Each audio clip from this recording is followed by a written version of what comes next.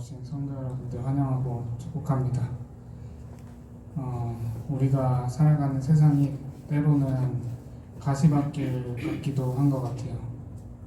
그런데 가시밭에 있는 백합이 그 가시에서 찢겨질 때 더 강하고 깊은 향이 난다고 하더라고요. 우리도 세상 속에서 깊은 예수님의 향기를 품게 되길 소망하면서 이 찬양 함께 부르겠습니다.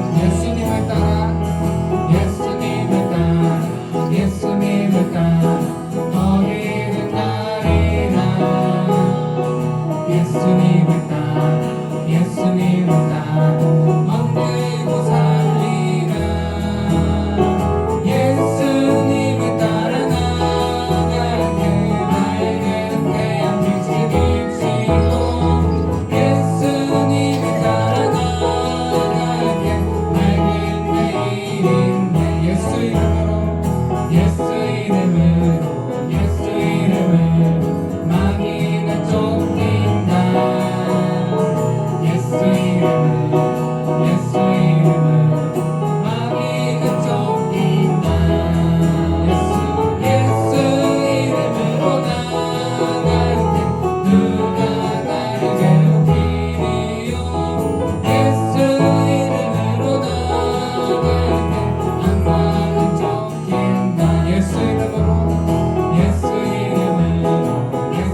이름으로 승리를 얻었네. 예수 이름으로 예수 이름으로 승리를 얻었네. 예수 이름으로 나갈 때 우리 앞에 누가 서리요. 예수 이름으로 나갈 때 승리를 얻어. 예수님을 따라 예수님을 따라 예수님을 따라 어디든 가리라.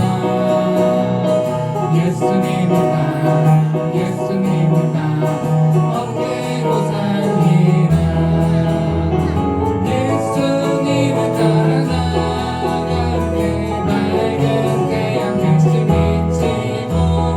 예수님을 따라 나갈 때 밝은 태양 예수 이름으로 예수 이름으로 예수 이름으로 마귀는 쫓긴다. 예수 이름으로 예수 이름으로 마귀는 쫓긴다. 예수 이름으로 나갈 때 누가 나를 괴롭히리요. 예수 이름으로 나갈 때 마귀는 쫓긴다.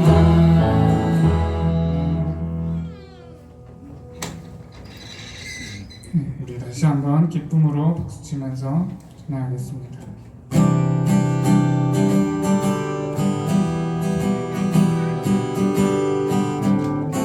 고난 내 영혼 내 영혼 편히 싣고 난 잃어도 안전한 곳 가지고 다스리시는 주의 영원한 발의지에 주의 영원한 심판 함께 하사 항상 나를 붙드시니 어느 곳에 가든지 요동하지 않으니 주의 팔을 의지함이라. 세상 친구들 나를 버려도 예수는 함께 동행함으로 주의 은혜가 충만하리니.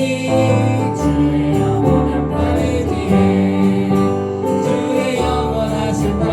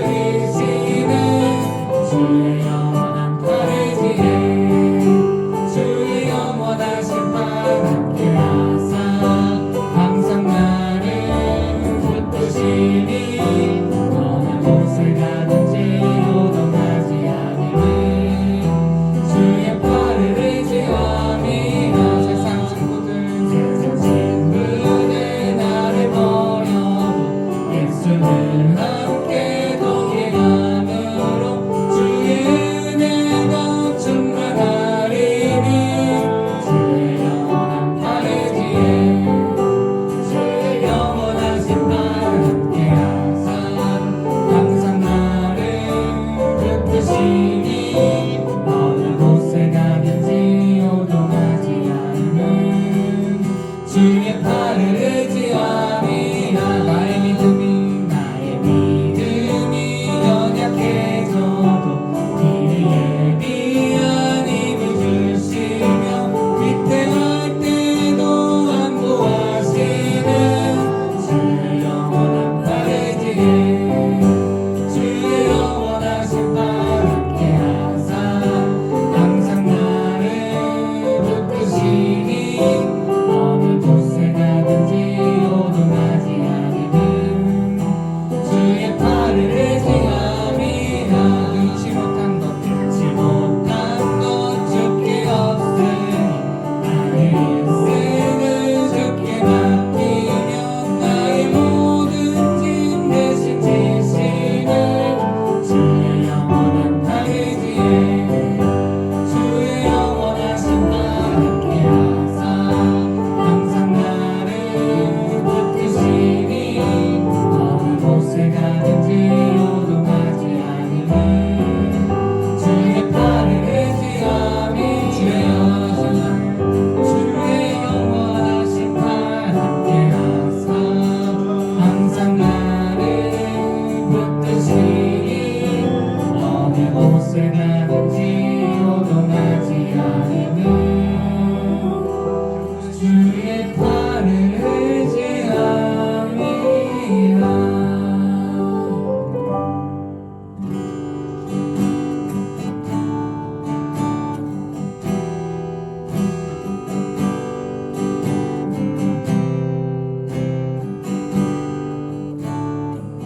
약할 때 강한 대신에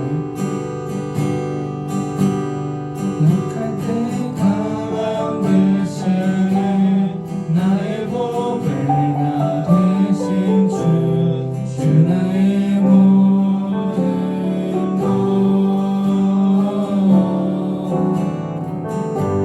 것주 안에 있는 보물은 나를 포기할 수 없네 주 나의 모든 것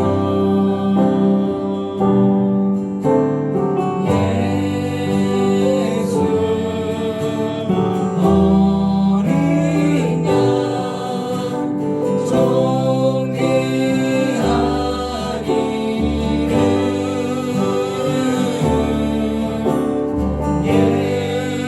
예수 어린 양 존귀한 이름 십자가 제사하신 십자가 제사하셨네 주님의 이름 찬양해 주 나의 모든 것 쓰러진 나를 세우고 나의 빈잔을 채우네 주 나의 모든 것 예수 어린 양 존귀한 이름 예수 어린 양 존귀한 이름 예수 어린 양 예수 어린 양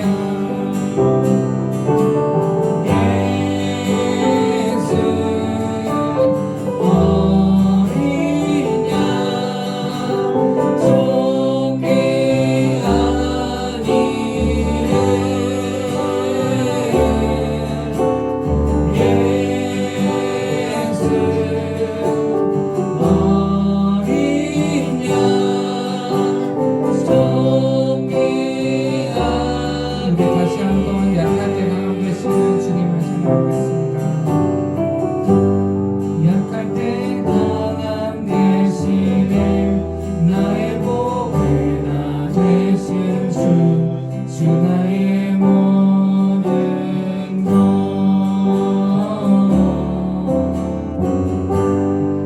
안에 있는 보물은 나는 포기할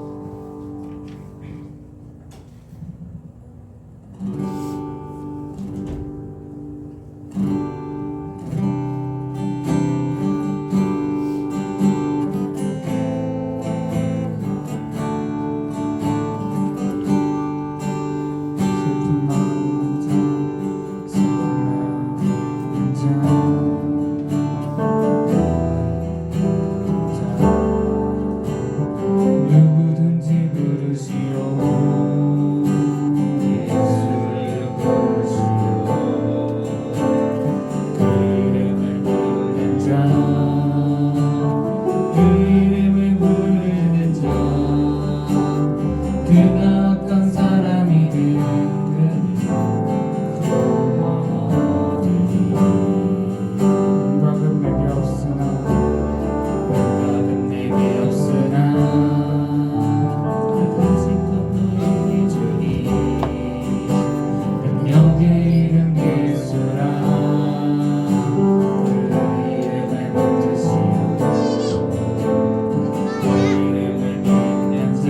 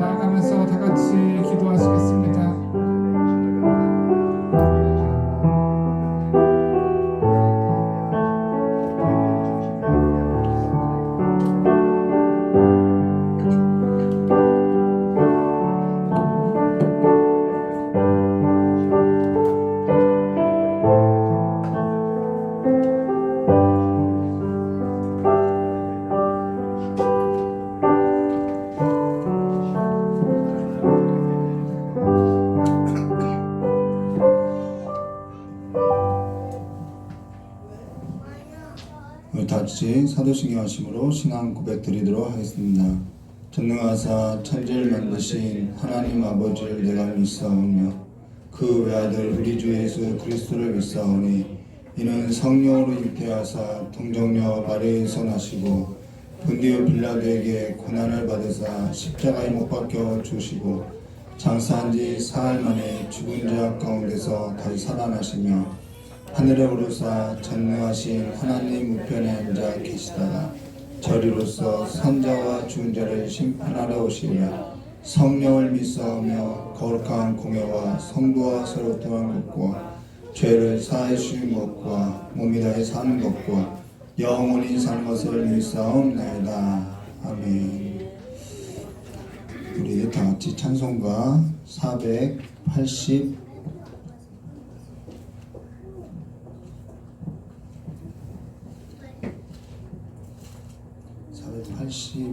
483장인가요?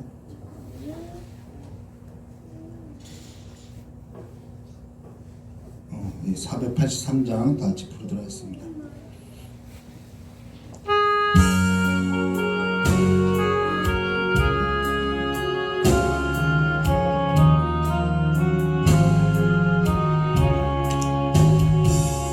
너 예수께 조용히 나가 내 오른 짐 내려놓고 주 십자가 사랑을 믿어 제사를 너가르라. 주 예수께 조용히 나가 내 마음을 쏟아놓으라. 늘은 미리 보시는 주님 그 은혜를 베푸시니 주 예수의 은혜를 입어 내 슬픔이 없어지리. 내 이웃을 늘 사랑하여 너 받은 것 거저주라. 주 예수께 조용히 나가 내 마음을 쏟아놓으라. 늘은 미리 보시는 주님 그 은혜를 베푸시니 주 예수를 친구로 삼아 늘 내 옆에 모시어라. 그 영원한 생명샘물에 내 마음 못 죽이어라. 주 예수께 조용히 나가 내 마음을 쏟아놓으라. 늘은 미리 보시는 주님 그 은혜를 베푸시니 너 주님과 사귀어 살면 새 생명이 넘치리라. 주 예수를 찾으니 앞에 참 밝음이 비추어라. 주 예수께 조용히 나가 내 마음을 쏟아놓으라. 늘은 이를 보시는 주님 그 은혜를 베푸시니 우리 오늘 함께 나눈 하나님 말씀 마태복음 14장 22절에서 33절까지 말씀 함께 나누도록 하겠습니다.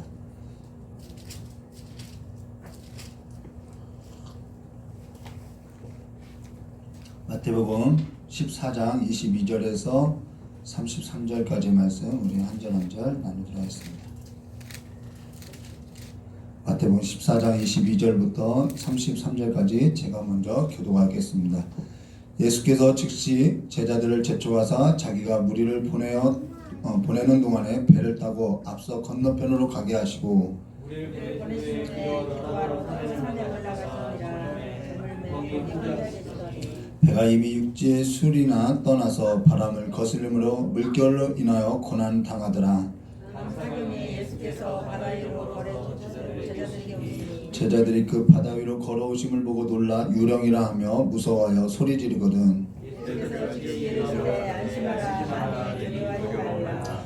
베드로가 대답하여 가로되 주여 만일 주시어거든 나를 명하사 무리로 오라 하소서 한대. 오라하시니 베드로가 배에서 내려 물을 걸어서 예수께 바람을 보고 무서워 빠져가는지라 소리질러 가로되 주여 나를 구원하소서. 예수께서 즉시 손을 내밀어 그를 붙잡으시고 이르시되 이름이 작은 자여 왜 의심하였느냐 하시고 배에 함께 오름에 바람이 그치는지라 함께 하였습니다. 배에 있는 사람들이 예수께 절하며 가로되 진실로 하나님의 아들이시소이다 하더라. 아멘.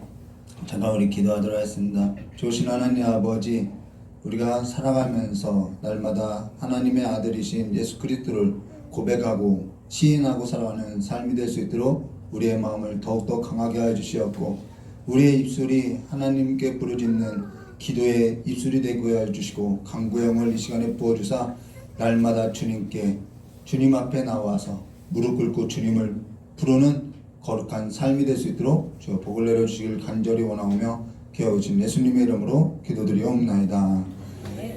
오늘 마태복음 14장 22절부터 33절 말씀 가지고 안심하라 내니 두려워하지 말라라는 제목으로 우리 함께 나누도록 하겠습니다.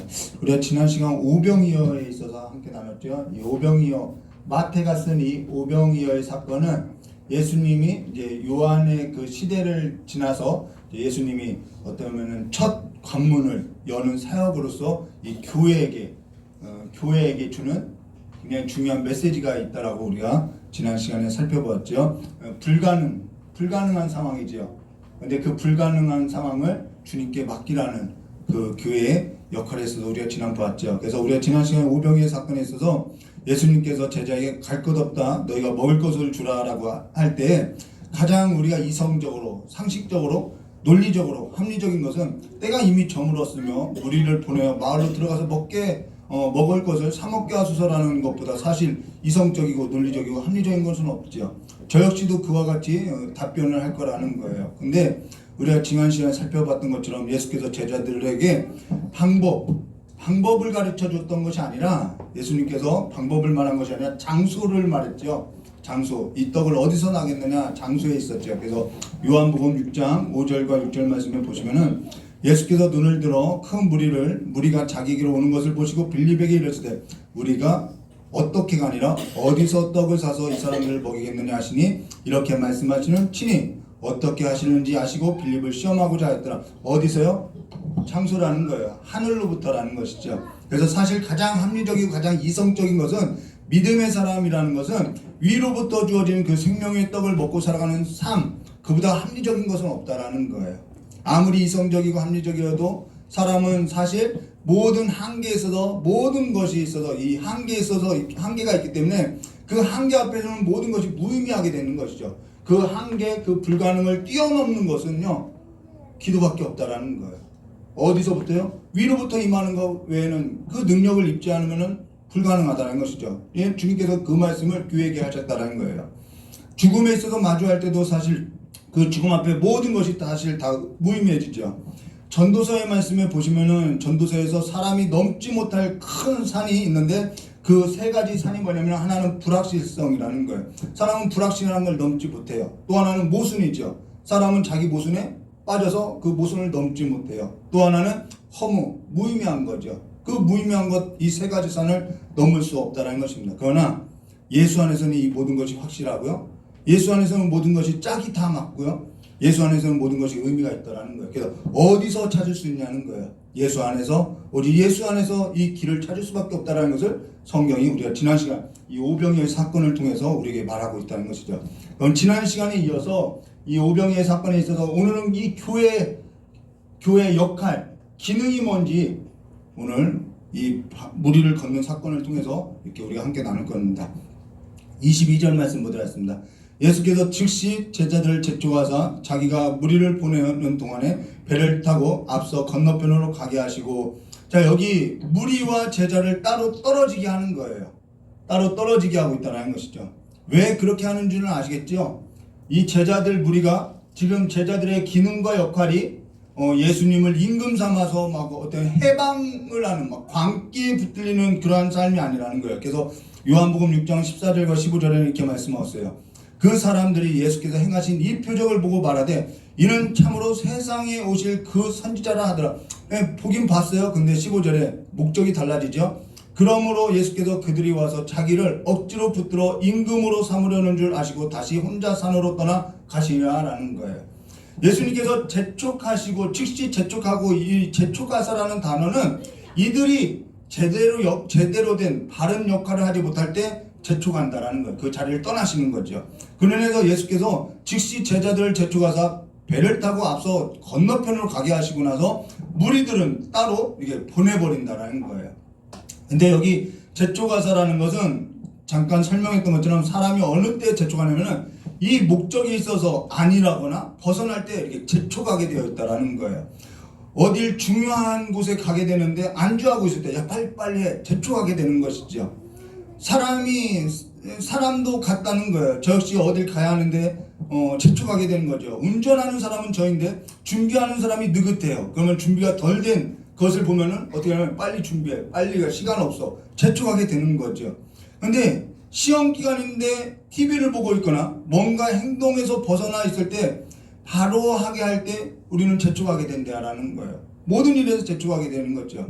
저희 아들이 유치원에 갈 때 신발을 잘 안 신어요. 그러면 저희 아내가 신발을 신기면서 빨리 신어. 시간 없어. 문 닫으면 돌아가야 돼 하면서 재촉하는 거예요. 근데 사람이 재촉할 때 그 재촉을 받으면 기분 나쁘죠. 기분이 상하게 되는 거예요.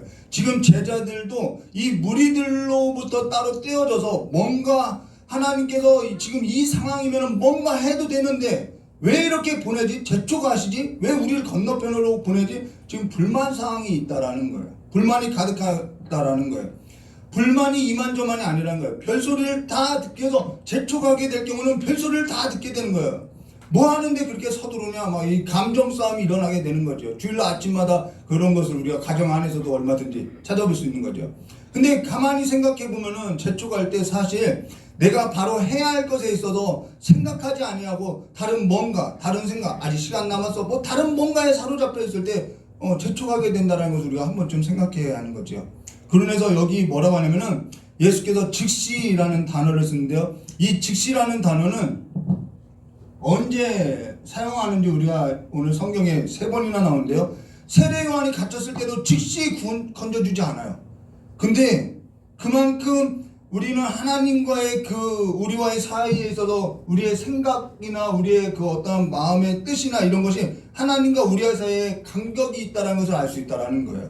우리는 세례요한이 갇혔으면 즉시 건져줘야 하는데, 근데 그때는 즉시하지 않아요. 근데 여기서는 지금 즉시란다라는 거예요. 그럼 여기 즉시라는 단어가 무엇과 연관이냐면요, 제자들의 믿음이 흔들릴 때 즉시 건진다라는 거예요. 또 하나는요, 제자의 마음이 바로 서지 못하고 지금 벗어나 있을 때, 어떠한 목적에 있어서 역할에 있어서 벗어났을 때 즉시 하나님이 재촉한다라는 거예요. 누가 사실 더, 이것이 은혜인 거죠. 사실 누가 이 즉시라는 단어에 있어서는 다급함을 보여주는데 누가 더 다급하냐면은 주님이 더 다급하다라는 거예요. 지금 제자는 이것이 뭔지 알지 못하고 있어요. 그래서 다급할 것이 없어요. 사실 어떤 사람이 다급하냐면 아는 사람이, 눈에 보이는 사람이 다급하다라는 거예요. 모르는 사람은 다급할 것이 없어요. 어린아이들을 보면요, 다급할 것이 없어요. 부모들이 오히려 다급한 거죠. 부모들이 다급하고 그런 거죠. 그래서 자녀가 저러면은 뻔히 다칠 것이 아니니까 즉시 재촉하여서 하지 못하게 한다라는 것입니다. 시선을 돌려놓게 하는 거죠. 자, 그러고 나서 예수님께서도 제자들에게 있어서 그 역할에 있어서 벗어나니까 즉시 재촉하는 거죠. 그래서 제자들을 배를 타고 앞서 건너편으로 가게 한다는 것이죠. 그리고 나서 여기 23절 말씀 보시면 무리를 보내신 후에 기도하러 따로 산에 올라가시니라. 저물매 거기 혼자 계시더니 여기 기도하러 따로 산에 올라가시니라 라고 이야기했죠. 가끔 사실 가만 보면요, 요즘 교회가 진짜 기도하지 않지요. TV와 독대하는 시간이 있고 스마트폰과 독대하여도 기도하러 따로 하나님과의 그 독대하는 것을 잃어버리고 있지요.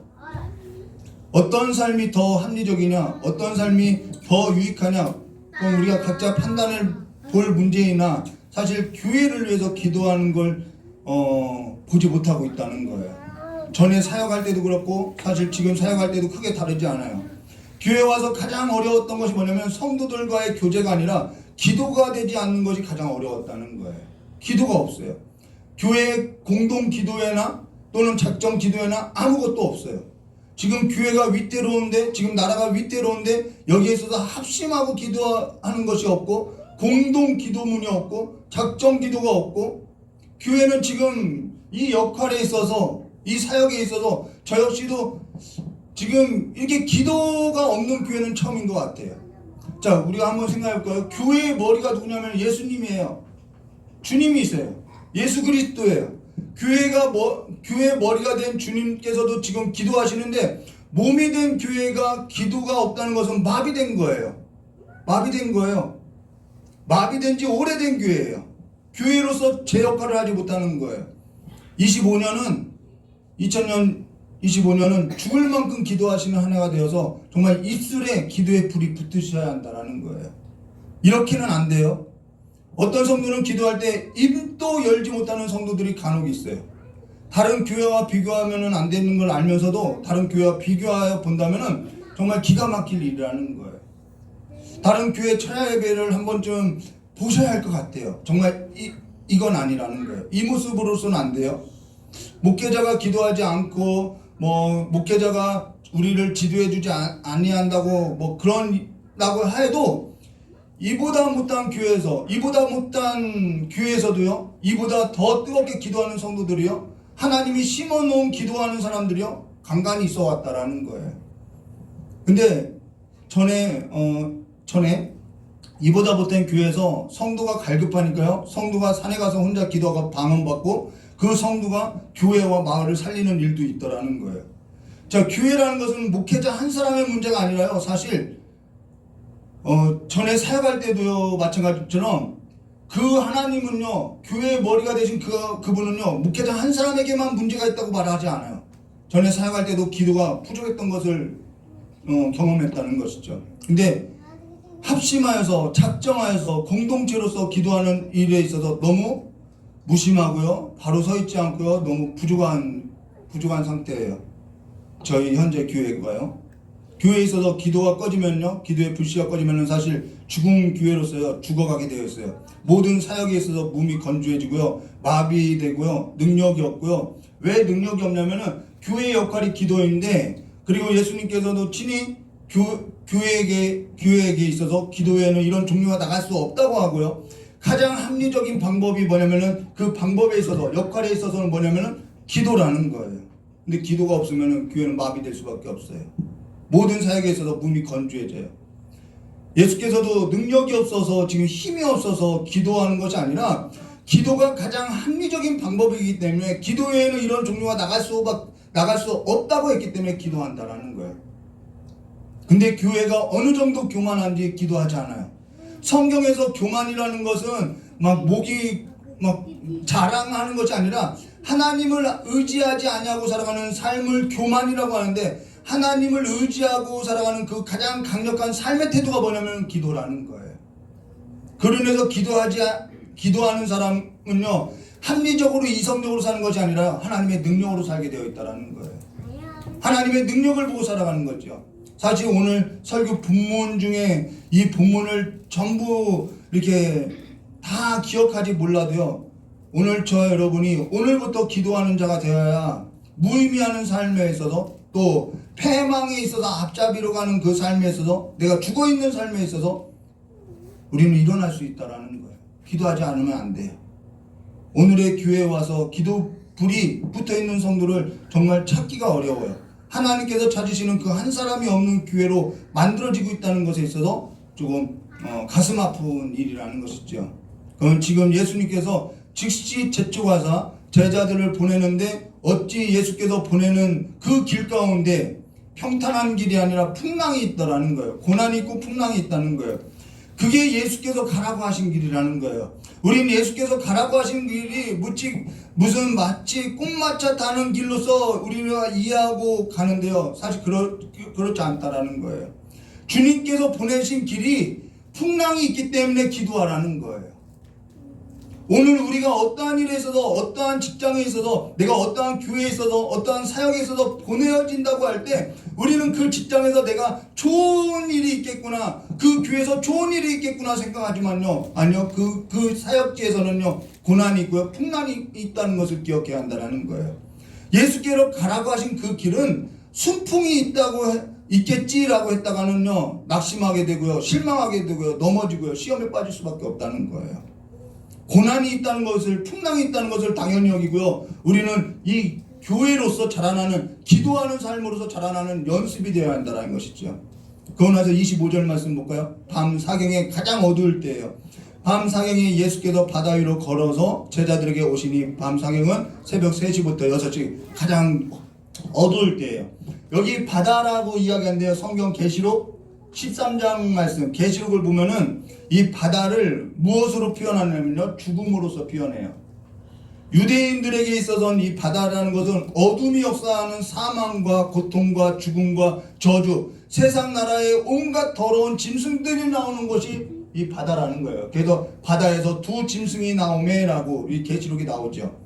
그러면서 26절에 제자들이 그 바다 위로 걸어오심을 보고 놀라 유령이다 하며 무서워하며 소리 지르거든. 이거 당연한 반응이라는 거예요. 제자들이 예수께 바다 위로 걸어오심을 보고 유령이다. 이 유령이라는 것은 귀신이다, 귀신으로 봤다는 거예요. 더러운 귀신으로 봤다라는 거예요. 이들이 예수를 귀신으로 본 것은 당연한 거예요. 저 역시도 이런 상황이었으면 과의에 눌릴 정도로 막 겁에 질려서 귀신이다라고 떨었을 거라는 것이죠. 근데 그때 예수님께서 27절에 이렇게 말씀하셨어요.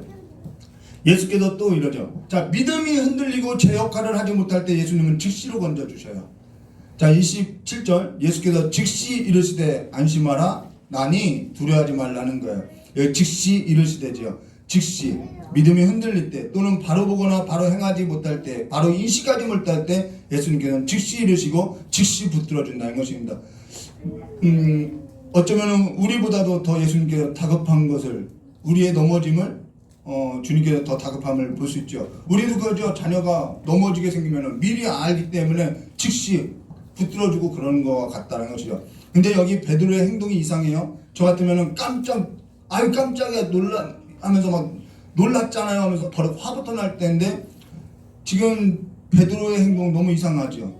제가 얼마나 잘 놀래냐면요, 저번에 저희 아들이 저에게 이렇게 문 뒤에 숨어서 저를 놀라게 해서, 저 역시 너무 크게 놀라서 도리어 저희 아들이 저의 놀란 것을 보고 울어가지고 달랬던 적이 있는데요. 또 한날은 옷을 갈아입는데 옷장문을 여는데 옷장 안에 저희 딸이 머리를 풀고 앉아서 아빠 이러가지고 순간 귀신인 줄 알고 저도 모르게 신발하면서 막 욕을 했는데요. 아주 리얼하게 욕을 했는데요. 저희 딸이 그 모습을 보고, 생전 처음 리얼하게 욕하는 저의 모습을 보고 저희 딸이 깜짝 놀랐는데요. 저 역시도 저의 그런 리얼하게 욕을 하는 모습을 보고 저 역시도 이제 놀랬다는 거예요. 근데 사실 저는 잘 놀래요. 근데 사실 저가 진짜 잘 놀래는데요. 저 같으면요, 깜짝이야, 놀랬잖아요. 배를 놔두고 왜 무리를 걸어오냐고 막 화를 낼 것 같다라는 거예요. 근데 베드로는 저보다 좀 나은 것 같아요. 뭐라고 하냐면 28절에 베드로가 대답하여 이르되 주여 만일 주님이시거든 나를 명하사 무리로 오라 하소서라고 하니까 예수님께서도 또 오라고 하는 거예요. 오라 하시니 베드로가 배 위에서 내려 물 위로 걸어서 주님께 갔더라. 자, 예수님은 여기에 있어요. 자, 배는 여기에 있고요. 자, 베드로가 있죠. 이렇게 어느 정도 걸어갔다는 거예요. 자, 걸어갔대. 이게 한 번 걸어간 거죠. 처음 걸은 거예요. 물 위에 걸은 사람 아무도 없죠. 베드로는 걸어봤다는 거예요. 근데 배로부터 어느 정도 떨어져서 걸어왔다는 거예요. 그런데 30절에 바람을 보고 무서워하여 빠져가는지라 소리질러 이르되 주여 나를 구원하소서 하니, 여기 바람을 보고 무서워 빠져가는지라, 바다는 죽음, 고통, 사망, 어둠이 역사하는 걸 이야기한다면요, 이 바다에 부는 풍랑은 무엇으로 피어나냐면 바람은 무엇으로 피어나냐면요, 세상의 풍조를 말한다는 거예요. 세상이 흉흉해서 불어오는 그러한 풍조를 말한다는 거예요. 세상 풍조, 세상에서 들려오는 소리, 사람이 그걸 듣고 무서워 빠져가고 허우적거린다는 거예요. 세상 소리에 취한 자와 같이 비틀거리게 된다는 거예요. 사실 세상의 노래, 연속곡, 세상의 그 소식들 전혀 뭐 듣지 말라, 막 완전 경계하고 살아라, 자연인처럼 살아라는 것이 아니라 그 가치에 있어서 우리가 유익한가를 보아야 한다는 것이죠. 기타 어떠한 것이든 저와 여러분의 영혼에 있어서 유익한 것은 아니라는 거예요. 세상 풍조에 밀려 떠나가게 되어 있다는 거예요. 세상 풍조가 거세게 불면은 괜찮다가도 우리는 빠져질 수밖에 없다는 거예요. 오늘 한국 사회가 굉장히 이 세상의 풍조가 굉장히 거세게 불어서 사람들이 취한 자와 같이 흔들거리는 걸 볼 수 있죠. 좋은 소리라고 해도요, 불안하고요, 두려워지고요, 겁에 질리고요, 무서울 수 있다라는 거예요. 이거 어디에 좋다라고 하는데 난 그것을 못 먹어요. 그럼 괜히 불안해지죠. 그게 아무리 좋은 소식이라고 해도요, 허무하게 되는 거죠. 괜히 허무하게 되고, 이것이 사는 것인가 허무하게 빠지고, 그리고 노래를 따라서 자기 인생이 빠져가게 되는 거죠. 그러면서 비명을 지르게 되는 거예요. 살려주세요. 주님 나를 살려달라고, 주여 나를 구원하소서 라고 하는 거죠. 자, 그러고 나서 31절과 32절의 말씀 볼게요. 예수께서 즉시 손을 내밀어 그를 붙잡으시니 이르시되 믿음이 작은 자여 왜 의심하느냐 하시고 배에 함께 오름에 바다가 그친지라. 여기 생략된 것이 있죠. 물에 빠졌을 때 베드로를 건져줬어요. 그리고 같이 배에 함께 올랐어요. 이 두 번째 걸었다라는 것입니다.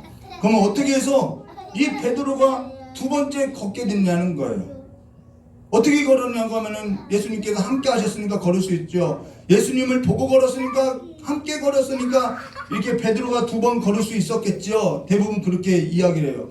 맞아요. 틀린 말 아니에요. 예수께서 같이 걸었으니까, 바람을 보고 걷는 것이 아니라 예수를 보고 걸었으니까 걸을 수 있었다는 거예요. 근데 여기 믿음이 작은 자여 왜 의심하느냐라는 거예요. 믿음이 작은 자가 뭐냐는 거예요. 믿음이 작은 것은 뭐고, 그럼 믿음이 큰 자가 뭐냐, 큰 것은 뭐냐는 거예요. 여기 유령이라고 할 때 예수께서 뭐라면 안심하라, 나니 두려워하지 말라라고 이야기했어요. 근데 여기 안심하라, 나니 두려워하지 말라 할 때 이 나니라는 것은 베드로야, 나야, 나, 이걸 말하는 것이 아니라 여기서 나니라는 것은 에고에미라는 뜻으로 써요. 저는 이제 헬라어나 히브리어를 되도록이면 안 쓰려고 해요. 왜요? 기억도 못하고 그것이 뭔 뜻인지 몰라요. 여기서 나니라는 것은 나는 스스로 있는 자다라는 뜻이라는 거예요. 나는 창조주의다라는 뜻이라는 거예요. 나는 피조 세계를 다스리는 창조자 하나님이다, 그 뜻이지 베드로야 나야, 그 얘기가 아니라는 거예요. 모세에게 나타나서 나는 스스로 있는 자라, 나는 나다라고 할 때 바로 이 단어를 썼다라는 것이죠. 창조주라는 얘기라는 거예요. 뭐가 그러면 믿음이 큰 것이냐? 내 힘을 믿고 사는 것이 아니라 내 이성이나 내 합리적인 사고를 믿고 살아가는 것이 아니라 창조주 안에 들어가서 살아가는 자가 믿음이 크다라는 거예요. 그러면 창조주 안에 들어가는 삶이 뭐냐? 피조물이 창조주 안에 들어가서 살아가는 가장 중요한 삶의 태도가 뭐냐? 오늘 나오죠? 베드로가 어떻게 걸었다고요? 주여 나를 불쌍히 여기소서, 주여 나를 살려주소서, 주여 나를 구원하소서. 이것이 피조물이 가져야 할 삶의 태도라는 거예요. 교회에 있어서 역할이라는 거예요. 그보다 더 확실하게 창조주 안에 들어가는 삶이 없다라는 거예요. 그가 믿음이 큰 자라는 거예요. 그가 믿음이 큰 자라는 거예요. 자기 힘을 믿고 산다는 것은 이 세상 풍조 앞에, 바람 앞에 쓰러질 수밖에 없는 한계를 가진 자라는 거예요. 그래서 믿음이 작은 거라는 거예요. 우리는 다짐도 해요, 노력도 해요. 새해가 되면은 이것도 끊고 세상 유혹도 끊을 걸 맨날 노력하고 다짐해요. 할 수 있나요? 우리는 그걸 통해서 우리가 할 수 없다라는 것을 알 수 있는 거예요. 지금껏 우리가 다짐하지 않았고 노력하지 않아서 그로 인해서 끊어내지 못하고 살았나요? 아니에요. 창조주 안에 들어가서 살아가는 거예요. 주여 나를 구원하소서, 세상 풍조 가운데 빠져가는 나를 불쌍히 여기소서. 이 외한마디가 오늘 우리를 풍랑이를 즉시로 걷게 하는 그 창조주의 하나님의 그 아들의 능력을 경험하게 한다라는 거예요. 그게 교회 역할이라는 것이죠. 자존심 상한 것 같다도요, 자존심 그거 가지고 사는 것 아니에요. 아무 쓸모 없어요. 자존심이 나를 이 물에 빠진 곳에서 건져줄 수 있는 능력이 없더라는 거예요. 오늘 주여 나를 불쌍히 여기소서, 주여 나를 살려주소서, 허기지고 세상의 풍족 가운데 흘러떠내려가는 그 삶에서 건져주소서, 삶의 의미에서 삶의 의미를 찾지 못하는 이 삶에서 세상의 풍족 가운데서 취한 자와 같이 어리석고 비틀거리는 이 삶에서 이 나라를 건져달라고 기도해야 할 때라는 거예요. 교회를 살려달라고, 내 자녀들을 살려달라고, 이 거센 풍랑 가운데서 그냥 흘러떠내려가는 내 자신을 살려달라고, 주여 나를 구원하소서.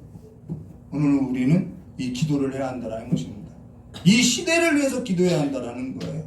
이것이 오늘 이 무리를 걷는 사건을 통해서 주님께서 우리 교회에게 교회의 역할이 뭔지를 보여주고 있다는 것입니다. 2025년 정말 죽을 만큼 기도하는, 이 세상의 풍조가 더 거세지면 거세질수록 주여 나를 이 세상 풍조 가운데서 교회를, 이 나라를 건져달라고 기도하는 교회가 되시기를 주님의 이름으로 축원합니다. 같이 기도하도록 하겠습니다.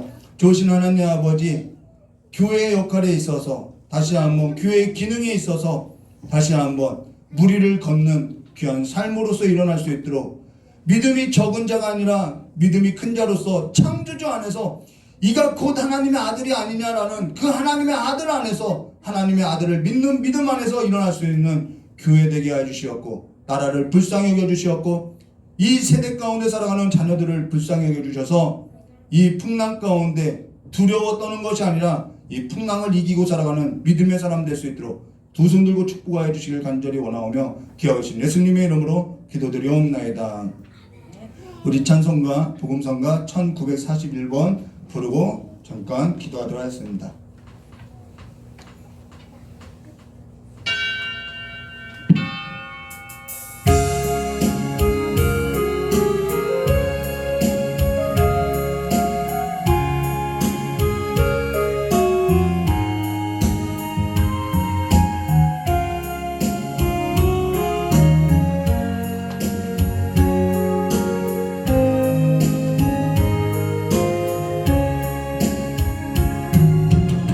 오늘 집을 나서기 전 기도했나요? 오늘 받은 종이에 기도했나요? 기도는 우리의 안식, 빛으로 인도하리. 앞이 캄캄할 때 기도 잊지 마세요. 마음에 분이 가득할 때 기도했나요? 나의 앞길 막는 친구 용서했나요? 기도는 우리의 안식, 빛으로 인도하리. 앞이 캄캄할 때 기도 잊지 마세요. 전에요, 제가 성도였을 때 담임 목사님하고 사이가 안 좋아서 싸웠던 적이 있어요. 그래서 막 분을 내면서 제 아내에게 막 이야기를 할 때가 있었어요. 그때 저희 아내가 오빠는 이미 진 거야 라고 이야기했어요. 왜 이미 내가 졌냐고. 뭐 오히려 화가 났죠. 그래서 저희 아내한테도 화를 쏟아냈어요. 그랬더니 저희 아내가 오빠는 지금 나한테 분을 쏟고 있지만은 목사님은 지금 그 시간에 오빠 위해서 오빠하고 있었던 일로 인해서 기도할걸. 싸움은 하나님께 했는데 하나님을 의지하는 사람이 당연히 이긴 거지. 시작부터 오빠는 졌어 라고 해서 그 말을 듣고 더 화를 냈어요. 그때는 더 화를 냈어요. 근데 지나고 나니까요, 기도하는 사람을 이기지 못하겠더라는 거예요. 오늘요 여러분의 오늘 이 말씀을 새기고 2025년 한 해 다시 한번 기도의 불을 붙이는 귀한 삶이 되시기를, 기도의 불을 끄지 마시기를 주님의 이름으로 축원합니다. 이 시간 주여 삼창하고 다 같이 기도하도록 하겠습니다. 주여, 주여, 주여. 정말 좋으신 하나님 아버지, 우리의 삶 가운데 다시 한번 간구의 영을 부어주시고 다시 한번 기도의 불을 붙여주셔서 다시 한번 교회를 위해서, 다시 한번 자녀를 위해서, 다시 한번 나라를 위해서 불쌍히 여겨달라고, 살려달라고, 교회를 살려달라고, 교회에 불을 붙여달라고 다시 한번 기도하는 삶이 될 수 있도록 하나님이 찾으시는 그 한 사람이 되게 해달라고, 성전에 나와서 하나님의 그 영에 가득한 거룩하다고 하는 그 예배 처수에 아버지께서 찾으시는 기도하는 사람이 될 수 있도록 내가 그 사람 되기 원한다고 다시 한번 주님 앞에 결단하오니, 우리의 연약함으로써 일하지 마시고 주여 주님께서 우리를 후원하시고 우리를 일으켜 주셔서 풍랑이를, 바다 위를, 이 세상의 풍경 가운데 두려워서 떠는 삶이 아니라 일어나 걷는 삶이 될 수 있도록 주여 함께하여 주시옵소서. 원합니다. 주여 교회를 살려주시옵소서. 이 교회가 밑에로 오니 아버지 이 교회를 살려주셔서 하나님께서 운행하시는 그 하나님의 운행함 가운데 풍랑 위에 다니는 교회가 될 수 있도록 파손되는 배가 아니라 하나님의 그 풍랑 위에 다니는 교회로서 구원의 방주로서의 역할을 할 수 있도록 주 역사의 주의 간절히 원합니다. 이 교회가 이 시대의 구원의 방주로서 풍랑 가운데 빠져들어가는 교회가 아니라 하나님의 교회, 하나님의 성전에서 내 집은 만민이 기도하는 집이라고 했던 것처럼 교회로서의 제 역할을 할 수 있는, 다시 한번 그 기능을 할 수 있는, 기능을 다할 수 있는 교회 되게 하여 주길 간절히 원합니다. 그 재단이, 하나님의 그 재단의 숯불이 아버지와 우리의 심령 가운데 우리의 입술이 닿아서 우리의 부정한 입술을 씻어주시고 다시 한번 주님 앞에 나가서 기도하는 입술이 되고 찬미하는 입술이 되게 하여 주셔서 하나님의 영광을 노래하는 교회 되게 하여 주시옵고, 선교지마다 주님의 복음이 끊어지는 곳마다 하나님을 향한 열방의 그 노래가 가득 찰 수 있도록 주의 역사해 주시길 간절히 원합니다. 우리의 마음 가운데 다시 한번 기도의 불을 붙여주시옵소서. 우리의 마음 가운데 다시 한번 재단의 숯을 피워주셔서 아버지 다시 한번 아버지 앞에 나왔던 그 옛 신앙이 아니라 교회로서 새로운 부흥으로 불길로서 일어날 수 있도록 다시 한번 우리의 마음이 2002년을 죽을 만큼 기도하고 죽을 만큼 주님 안에서 살아가는 삶을 살아낼 수 있도록 주 우리의 삶을 새롭게 해주시길 간절히 원하오며, 무의미하고 허무하고 불확실한 이 세대 가운데서 아버지 모두가 다 안 된다고 하는 그 세대 가운데서 나는 하나님을 믿는다고, 내가 믿는 그 하나님은 전능한 하나님이라고 선포할 수 있는 교회 될 수 있도록 주님께서 그 모든 불가능한 그 모든 삶을 주님의 사랑의 신으로서 증거하여 주시길 간절히 원하오며 기어오신 예수님의 이름으로 축복하며 기도드리옵나이다. 좋으신 하나님 아버지, 사람이 넘지 못할 것이 불확실하고 모순이고 허무한 것을 넘지 못하나 아버지, 지금 교회가 그 세상의 풍죽 가운데 휩쓸려서 떠나려가는 것이 아니라 주님과 함께 걷는 삶으로서 이제는 구원의 방주의 역할로서 이 풍랑 위를 걷는 귀한 삶이 될 수 있도록 주의 역사해 주시었고, 날마다 주님 앞에 주님의 그 제단 앞에 피어나는 아버지 거룩한 기도의 불들이 꺼지지 아니하고 날마다 주님 앞에 올려드리는 상소되어지는 삶으로서, 주님 앞에 연락되어지는 삶으로서 날마다 주님과 함께 걷는 삶이 될 수 있도록 주의 역사해 주시길 간절히 원합니다. 이제는 교회가 이 기능을 다 하고 살아가는 삶이 될 수 있도록 주님께 두 손 들고 축복해 주시길 간절히 원하오며, 2025년 한 해는 정말 죽을 만큼 기도하고 죽을 만큼 하나님께서 일하시는 그 삶의 자리를 지켜내는 귀한 삶들이 될 수 있도록 주님께 복을 내려주시길 간절히 원하오며 기어오신 예수님의 이름으로 기도드리옵나이다. 우리 주기도문으로 수요 예배 마치도록 하겠습니다. 하늘에 계신 우리 아버지여, 이름이 거룩히 여김을 받으시며 나라의 마옵시며 뜻이 하늘에서 이루어진 것 같이 땅에서도 이루어지리라. 오늘날 우리에게 일용할 양식을 주옵시고 우리가 우리의 죄진자를 사하여 준 것 같이 우리의 죄를 사하여 주옵시고 우리를 시험에 들게 하지 마옵시며 다만 악에서 구하옵소서. 대개 나라와 권세 영광의 아버지께 영원히 싸움나이다. 아멘.